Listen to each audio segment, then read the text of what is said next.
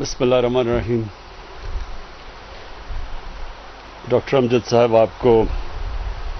میں خراج تحسین پیش کرتا ہوں کہ یہ بڑا زبردست آپ نے یہ ایک فیوچرسٹک آگے کا سوچ کے آپ نے قدم اٹھایا۔ یہ جو موٹر سائیکلوں کو الیکٹرک بنانے کا فیصلہ کیا، اور میں اپنی ٹیم کو، حماد اظہر آپ کو اور آپ کو بھی خسرو بختیار، کیونکہ آپ نے وہ آگے ڈیولپ کی جو ہماری ای وی پالیسی تھی،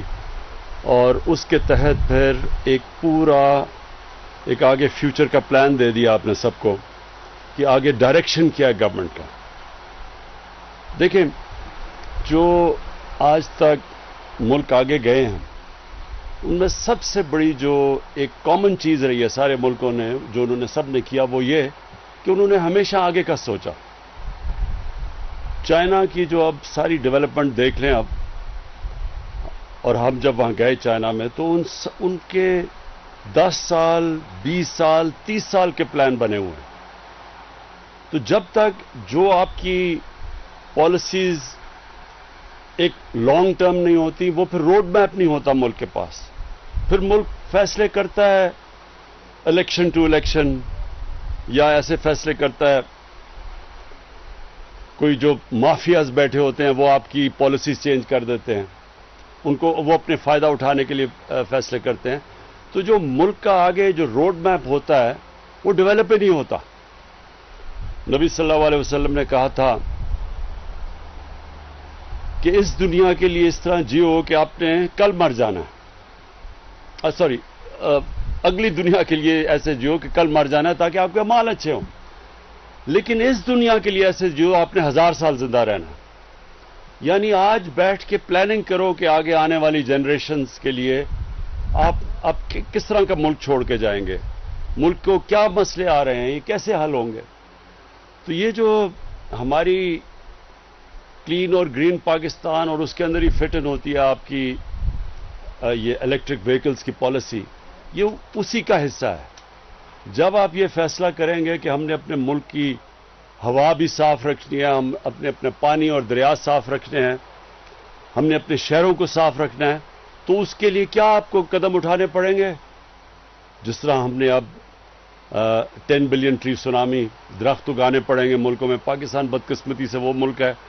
جس میں سب سے کم ٹری کور ہے، درختوں کا جو ہمارے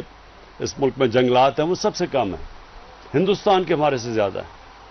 اور جو انگریز جنگلات چھوڑ کے گیا تھا وہ بھی ہم نے کم کر دیے، ان کو بھی تباہ کر دیا۔ تو ایک تو ہم یہ درخت اگا رہے ہیں، پھر نیشنل پارکس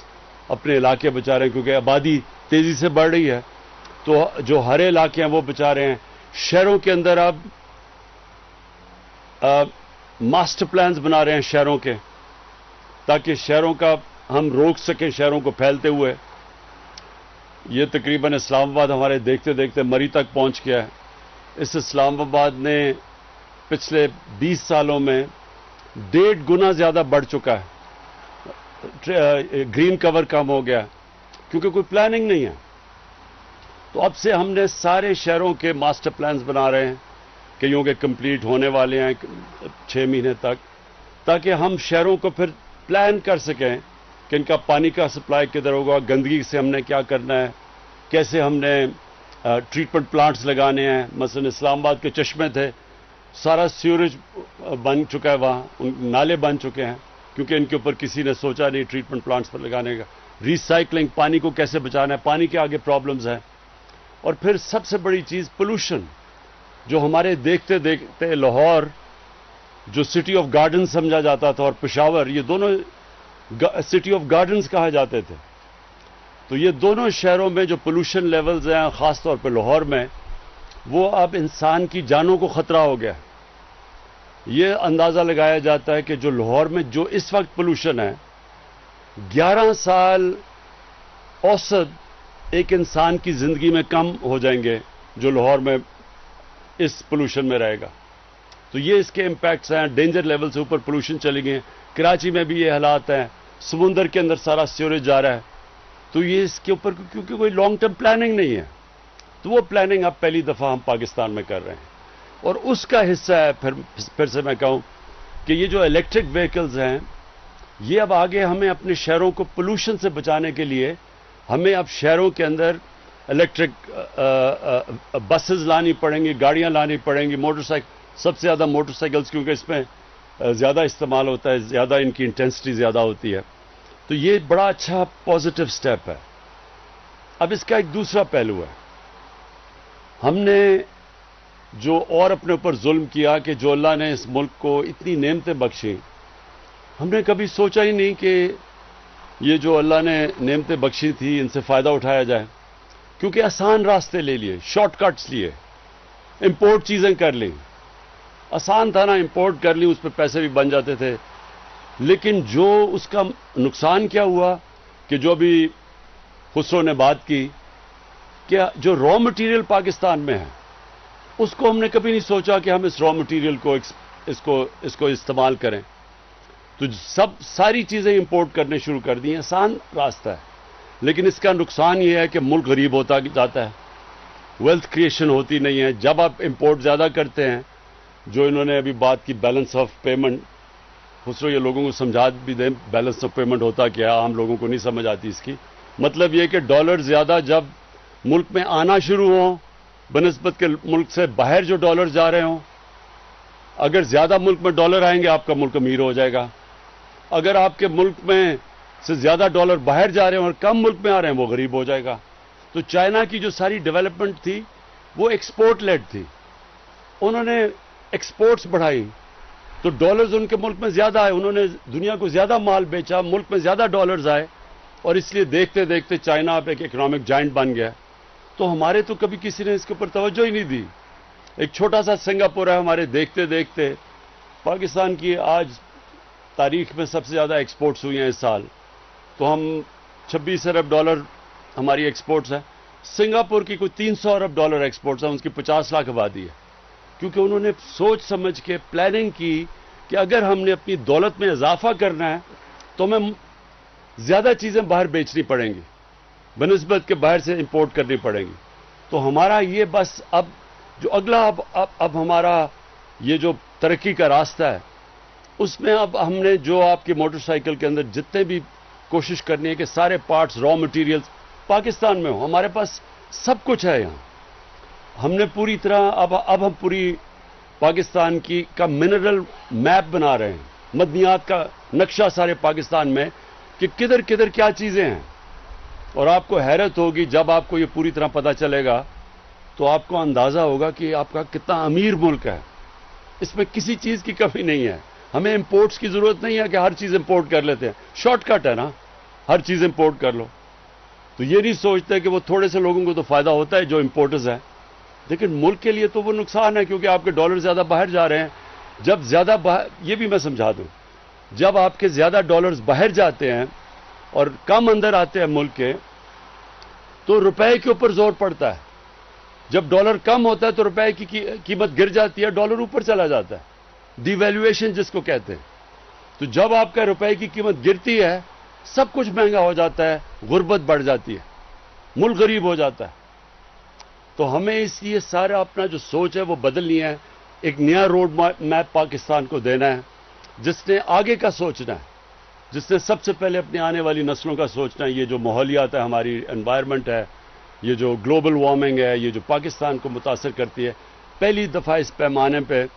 پاکستان جو سٹیپس لے رہا ہے وہ انٹرنیشنلی اکنالجڈ ہیں، مجھے اس کا بڑا فخر ہے کہ دنیا مانتی ہے کہ پاکستان لیڈ ان چند ملکوں میں سے جو لیڈ کر رہا ہے انوائرمنٹ کے اندر، گلوبل وارمنگ کے جو خلاف کیمپین ہے اس کے۔ اب دوسری جو ہماری کیمپین ہے وہ یہ کہ ہم اب ابھی سے اپنی دولت کا ویلتھ کریشن کیسے کریں، دولت میں اضافہ کیسے کریں، وہ کون کون سے ہم نے اب قدم اٹھانے ہیں کہ اب ہماری اکانومی ماشاءاللہ تیزی سے اوپر جا رہی ہے۔ آگے ہمیں کیا مسئلہ آئے گا؟ ہمیں مسئلہ تب آئے گا کہ اگر ہمارے ملک میں ڈالرز کی کمی ہونی شروع ہو گئی کیونکہ زیادہ ڈالرز باہر جانے شروع ہو گئے، کرنٹ اکاؤنٹ ڈیفیسٹ ہو گیا، تو یہ ہمارے روکے گا ہماری گروتھ کو، پھر ہمیں IMF کے پاس جانا پڑے گا۔ لہٰذا ابھی سے ہم وہ सब कदम उठा रहे हैं कि हमारे मुल्क में डॉलर्स की कमी ना हो, ताकि मुल्क में हमारी ग्रोथ रेट इफेक्ट ना हो। और उसके लिए हर वो चीज़ करनी है हमने, जो चीज़ हम पाकिस्तान में बना सकते हैं वो करें, जो रॉ मटेरियल पाकिस्तान में जो अवेलेबल है उसको इस्तेमाल करें, और सारी इन्वेस्टमेंट इस तरह करें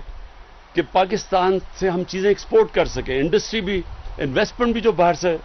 पाकिस्तान में आए, उसका मकसद ये हो कि पाकिस्तान से बाहर कितनी चीज़ें एक्सपोर्ट कर सकती है वो, और ये हमारा दूसरा है। और इंशाअल्लाह मुझे जो तीसरी चीज़ बड़ा इस मुल्क के लोगों के ऊपर पूरा एतमाद है कि जब भी इस मुल्क के लोगों को टेस्ट किया गया है, जब भी हमने मुश्किल वक्त आया, ज़लज़ला आया, हमारा फ्लड्स जब आए 2010 के, तो जब भी लोगों को इस मुल्क के टेस्ट किया गया तो लोग हमेशा, हमारे लोग, उनमें वो खुले दिल के लोग हैं, जनरॉसिटी है। अगर आज टैक्स नहीं दे रहे तो उसकी बहुत बड़ी वजह यह है कि उनको ये एतमाद ही नहीं है कि हमारा टैक्स सही तरह इस्तेमाल होगा। उनको हम एतमाद बहाल कर रहे हैं कि उनका टैक्स उनके लिए, अपने खर्चे कम कर रहे हैं, फजूल खर्ची कम कर रहे हैं। ये जो प्रोटोकॉल के ऊपर हम पैसे खर्च करते हैं, अपने से शुरू कर रहे हैं ना, अपनी मिसाल से, वो प्रोटोकॉल के पैसे हम पूरा बचा रहे हैं। अपने प्राइम मिनिस्टर हाउस और प्राइम मिनिस्टर सेक्रेटेरिएट सिर्फ 3 साल में 108 अरब रुपया, 108 करोड़ रुपया हमने इन 2 हाउसेस का कम किया है। और जो बाहर की ट्रैवल है उससे पैसा बचा रहे हैं, सिर्फ अपने टैक्स पेयर को ये बताने के लिए कि आपके टैक्स की हम कदर करते हैं, हम आपका टैक्स आपके ऊपर खर्च करेंगे बनिस्बत अपने ऊपर खर्च करने के लिए। तो जैसे जैसे उनका ये एतमाद बहाल होता जाएगा, इंशाअल्लाह हमारी टैक्स कलेक्शन बढ़ती जाएगी, मुल्क की दौलत में इजाफा होता जाएगा, मुल्क अपने पैर पे खड़ा हो जाएगा। ये जो हमारे ज़हन में एक गुलामी आई हुई है कि जब तक एड नहीं आती, बाहर से इमदाद नहीं आती या कर्जे नहीं आते, मुल्क नहीं चलेगा। मुल्क का प्राइम मिनिस्टर बाहर जाता है तो पहली चीज पूछते हैं, जी कितने पैसे लेके आए, कितनी जी इमदाद मिली, कामयाब दौरा। अच्छा, कामयाब दौरा क्या हो गया कि पैसे लेके आ गए, भीख मांग के किसी से पैसे लेके आ गए। जब तक ये ज़हनी गुलामी से नहीं हम निकलेंगे, जब तक इंसान अपने पैर पे नहीं खड़ा होता, उसको पता ही नहीं चलता कि उसके अंदर अल्लाह ने कितनी ताकत दी है। जब तक वो वसाकियों से चलता है, वो कभी उसके अंदर जोर नहीं आता। तो वो पाकिस्तान अब तीसरे रास्ते पे निकल गया अपने पैर पे खड़े होने के लिए। और इंशाअल्लाह आप देखेंगे दिनों में कि ये एक महीनों में, सालों में, कि ये कितना बड़ा अजीम मुल्क बनेगा। डॉक्टर अमजद, आपको और आपकी टीम को मैं फिर से मुबारक देता हूँ, खराज तहसीन पेश करता हूँ, और इंशाअल्लाह आपकी हुकूमत पूरी मदद करेगी कि और हम कैसे आपको मजबूत कर सकें। शुक्रिया।